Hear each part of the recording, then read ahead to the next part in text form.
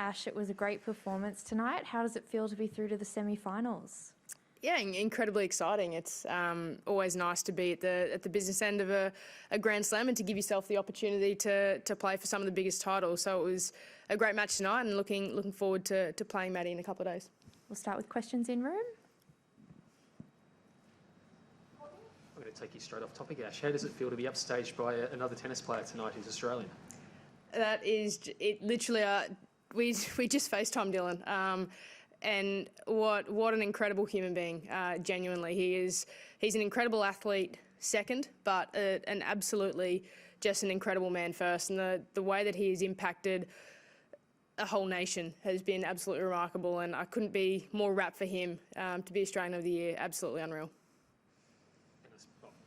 I was going to say, and tonight, I mean, Jess, has had a really good year again.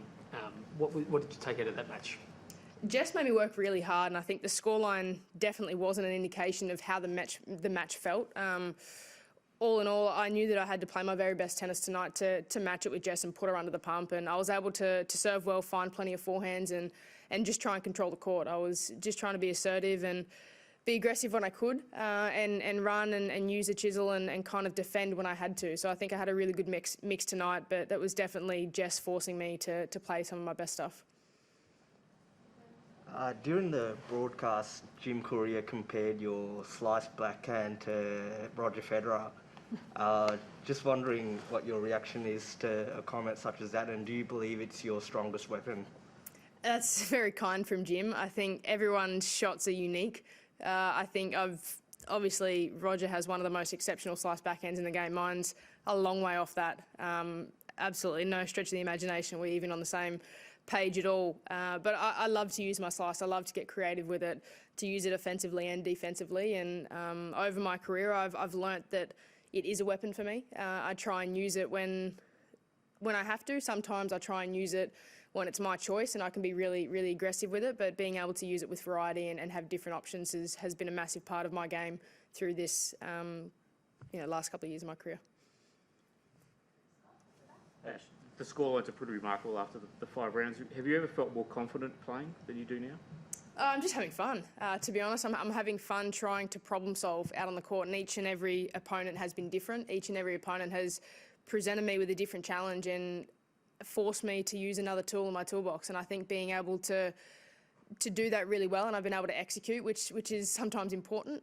You can have all the right ideas, but you need to be able to do it under the pump, and I've been able to do that this week, which has been really exciting. And now we're in with the chance to go out there and play a semi-final at home.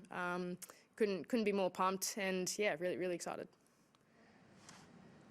Does it change how comfortable you are out on court in the second week of a home open, given that you've been world number 1 now for over 100 weeks? You've got 2 Grand Slams. Do you get used to it? Do you feel more comfortable, like, I don't know, with your prep, you lead in, you hit before, then you walk out? Or does it feel the same as it did 3 years ago? A bit of both. I think the process hasn't changed, but obviously the familiarity of knowing what to expect or expect how my body feels and almost be able to deal with those emotions a little bit better has probably changed and grown as I've become more experienced. But the processes for us haven't changed, regardless of whether it's a first round of the tournament, latter stage of a Grand Slam, or it doesn't actually matter, the process before we walk out on court. But it's exciting, and I think also being able to embrace the excitement of being in with a chance to play deep in your home slam. It's pretty cool, and I think going out there and enjoying that and really embracing that experience helps for sure. As you've often talked about a lot of those things like problem solving and embracing the challenge, and are you doing that better though, or are you having maybe even more fun than you've had other times when you've enjoyed those experiences?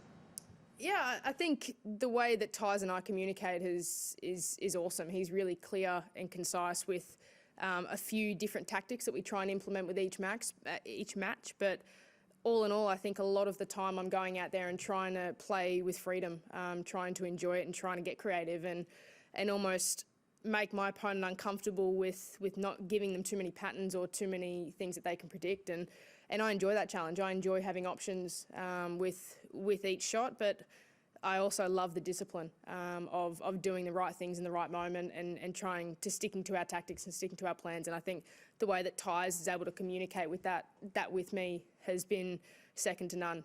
He's the best coach in the world, and I think working with him and working with our team, the communication is great, and we all enjoy it together through the tougher moments and the brilliant ones, but we all enjoy it together. Ash, you've spoken about how you've played quite different players this week, and you've got another different player next up. How do you tackle that matchup? Yeah, Maddie is an exceptional athlete. She's got a great serve. She's got a great first strike off the return and off her first ball after her serve. And a lot of the time, it's about trying to put her in an uncomfortable position, try and get her off balance, because if she controls the centre of the court, the match is on her racket. So I need to be able to find a balance and, problem solve my way through it, try and work out a way to nullify her strengths and bring it back to my patterns if I can, and understand that it's not always in my control, and we accept that, move on, go again for the next point. So I think it's about being really clear in that process and just trying to do the best that we can each and every point. One last question in the room. Oh, we'll go in the... I just wanted to please ask on Peng Shui. Earlier this week, some activists wore shirts that said "Where is Peng?" and they were asked to remove them. They're now raising money to make more shirts and hand them out at the women's final. Do you have thoughts on that, or would you care if people in the crowd were wearing the shirts?